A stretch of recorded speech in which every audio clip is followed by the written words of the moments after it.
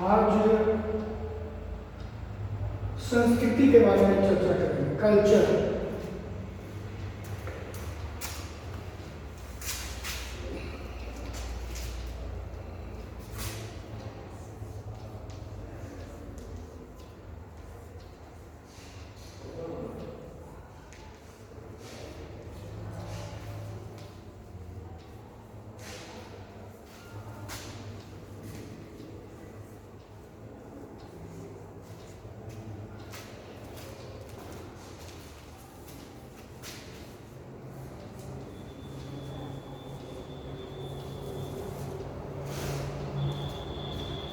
Culture क्या है? क्या इसके पहले कल्चर के बारे में जानकारी दी थी आप तक?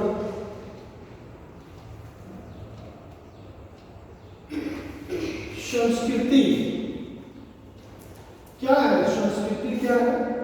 संस्कृति तो अपने समाज में रीति रिवाज होता है,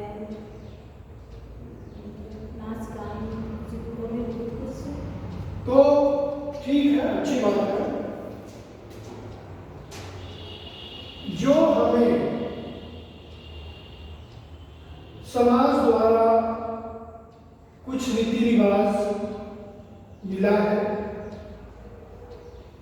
जैसे जो शुरू से परंपराएं रही हैं, उसको हम लोग क्या करते हैं, उसको लेकर के आगे बढ़ते हैं। इसे ही संस्कृति कहा जाता है।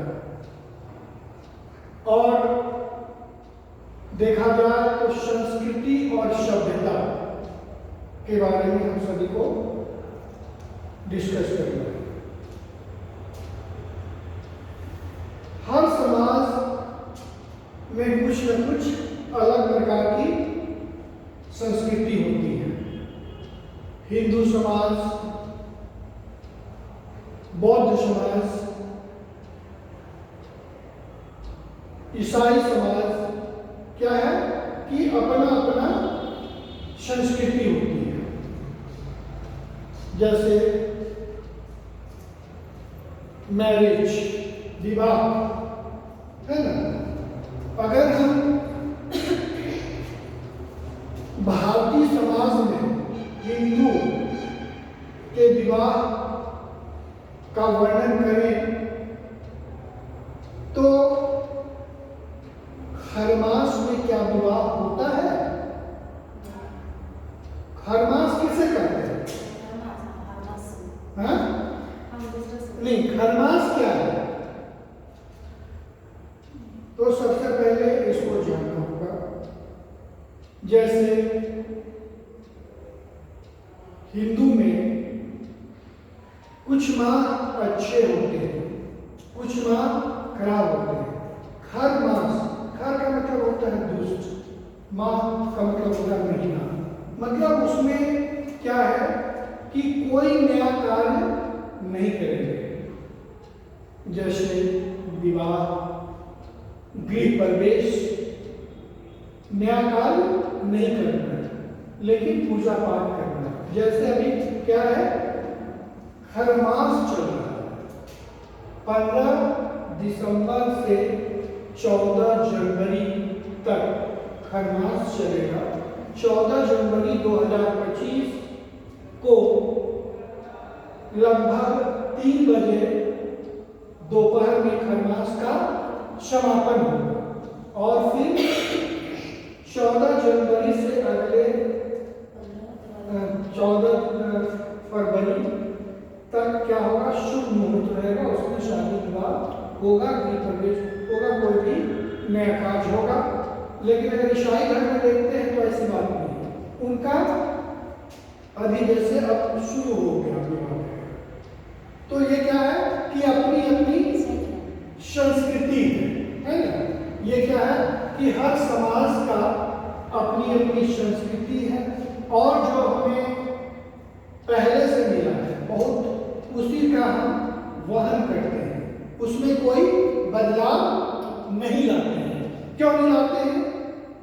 क्योंकि पहले से ही ये चला रहा है।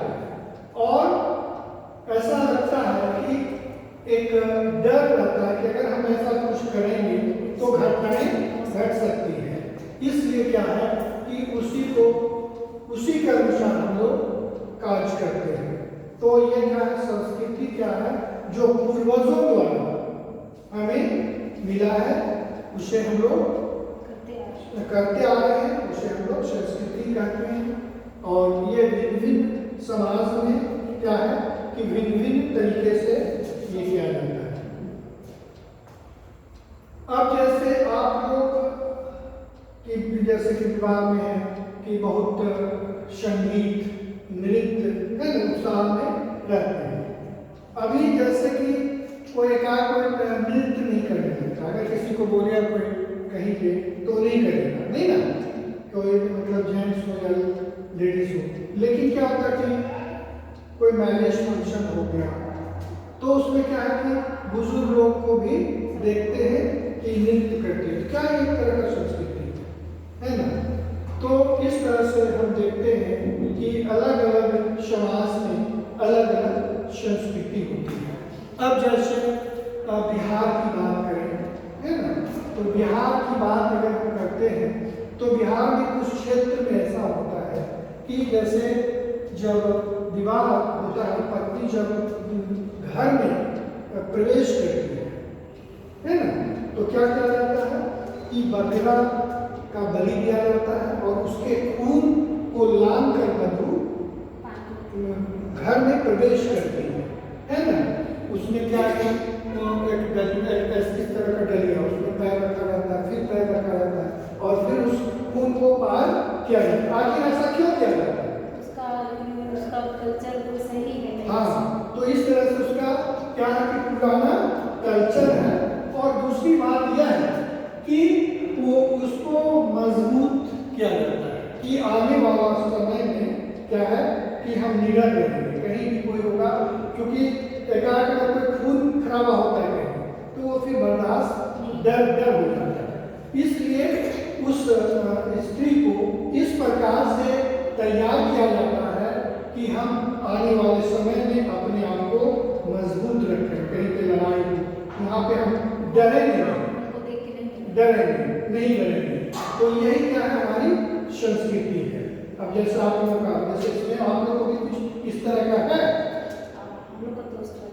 और नया में कोई है संस्कृति?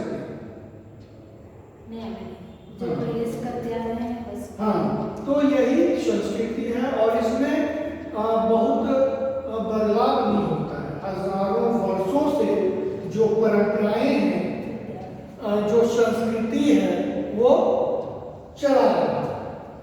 अब दूसरी बात है कि संस्कृति और सभ्यता, सिविलाइजेशन, जिसको क्या कहते हैं, सिविलाइजेशन को सभ्यता कहते हैं। तो हाँ, सिविलाइजेशन, हाँ, सभ्यता क्या है? हाँ, सभ्यता भी उसमें क्या है कि भाई हमारी क्या सभ्यता होनी चाहिए, हम बड़ों से किस प्रकार से व्यवहार करते हैं, छोटों से किस प्रकार व्यवहार करते हैं, ये क्या हमें सभ्यता सिखाती है ना। जैसे कहा जाता है कभी कभी कि कैसी आपकी सभ्यता है, सभ्यता भी आप नहीं जानते। तो ये क्या है, हाँ, ये भी हम क्या है घर से सीखते हैं, समाज से सीखते हैं। और इसको सभ्यता को वाहक करने वाले कौन कौन से फैक्टर्स हैं, मतलब कैसे ये प्रभावित होता है, कैसे होता है, इसके मुख्य कौन कौन से कारक का मतलब क्या है, मतलब इसको कहाँ से हम सीखते हैं। हाँ, तो इसमें लिखा जा सकता है कि what do you mean by civilisation and define factors of civilisation. तो पहला क्या हुआ, घर का मतलब होगा परिवार।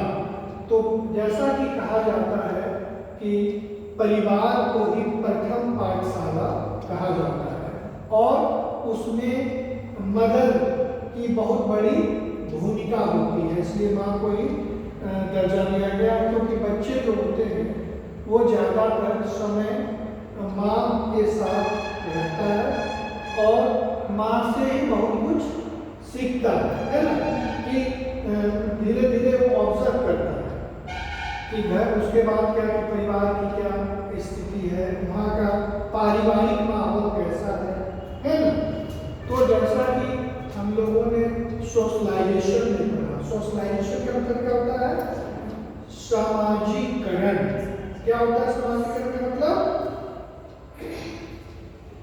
सामाजिकरण का मतलब होता है कि यह सीखने की प्रवृत्ति है ना, और कोई भी व्यक्ति ऐसा नहीं है जो कि पूर्ण हो, वो जीवन भर कुछ न कुछ सीखते रहते हैं, या तो विद्यार्थी हो या शिक्षक हो, उन्हें कुछ न कुछ सीखते रहना है और ये जीवन पर्यंत चलती है। जिस तरह से शिक्षा का कोई अंत नहीं है, हमेशा कुछ न कुछ सीखना है। तो सामाजिकरण का मतलब है कि जब बच्चा जन्म लेता है तो वह न तो सामाजिक होता है और न असामाजिक, और वह जीवन भर सीखता है। इसे ही, इस सीखने की प्रक्रिया को समाजीकरण कहते हैं। समाजीकरण जो सीखने का प्रक्रिया रहता है, समाजशास्त्र में समाजीकरण का भी बहुत महत्वपूर्ण योगदान है। तो क्या है समाजीकरण? यह सीखने की प्रक्रिया है और यह जीवन पर्यंत चलती है ना। तो क्या जन्म से पूर्व समाजीकरण होता है? अगर बच्चा जन्म के बाद, लेकिन क्या जन्म से पूर्व समाजीकरण होता है? जन्म से पूर्व भी समाजीकरण होता है। इसलिए जैसा कि कहा जाता है कि अगर कोई गर्भवती महिला होती है तो क्या होता है कि उसको रामायण, महाभारत की चर्चा की जाती है। रामायण तो भजन, क्यों? क्योंकि उससे बच्चे पे प्रभाव पड़ता है, अच्छा प्रभाव पड़ता है ना।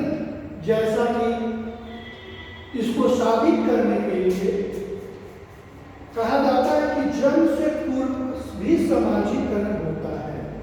क्या अभिमन्यु का नाम सुनी? अभिमन्यु महाभारत में नहीं। अभिमन्यु जब अपनी मां के गर्भ में था तो उस समय चक्रव्यूह की जानकारी कौन दे रहे थे? अर्जुन, है ना। और देते देते क्या हुआ कि जो उनकी मां सो गई और अर्जुन की बता रहे थे कि किस तरह से चक्रव्यूह में घुसना है। जो महाभारत जो हुआ था, संसार का सबसे बड़ा युद्ध, तो उस समय वो अपनी पत्नी को, कौन? अर्जुन, चक्रव्यूह के बारे में कि किस तरह से, लेकिन हुआ क्या कि उनकी पत्नी पूरा नहीं सुन पाई और उसी समय सो गई। तो अभिमन्यु भी सो गया, मतलब पूरा नहीं सुन पाया।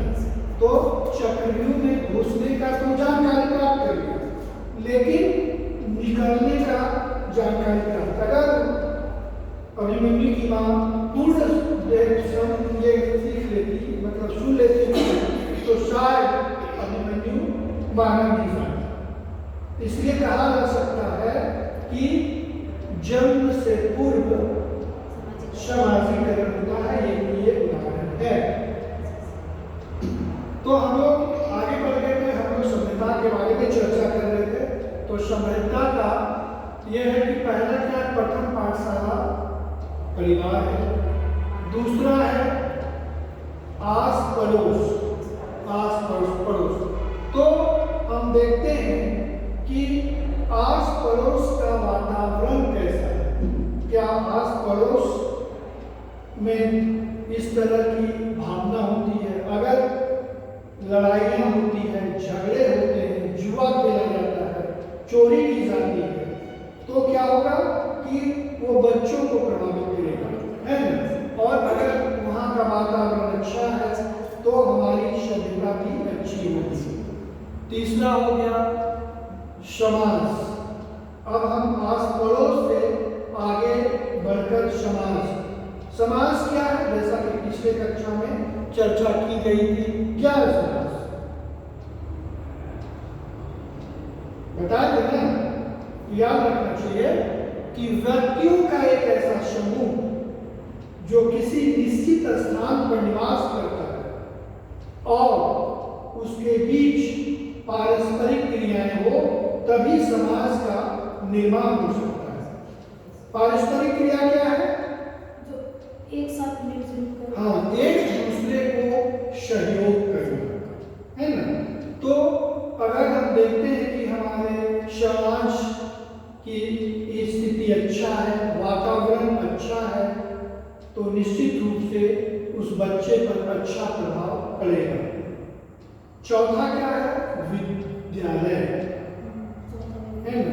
और सबसे महत्वपूर्ण बात यह है कि प्राथमिक विद्यालय, क्योंकि अगर प्राथमिक विद्यालय सही है, क्योंकि प्राथमिक विद्यालय में भिन्न भिन्न स्थान से बच्चे आते हैं, और जिस तरह से परिवार प्राथमिक पाठशाला है, तो प्राथमिक पाठशाला में जो हमारा बेस बनता है, जो हम नींव डालते हैं, वही हम आगे बढ़ते रहते हैं।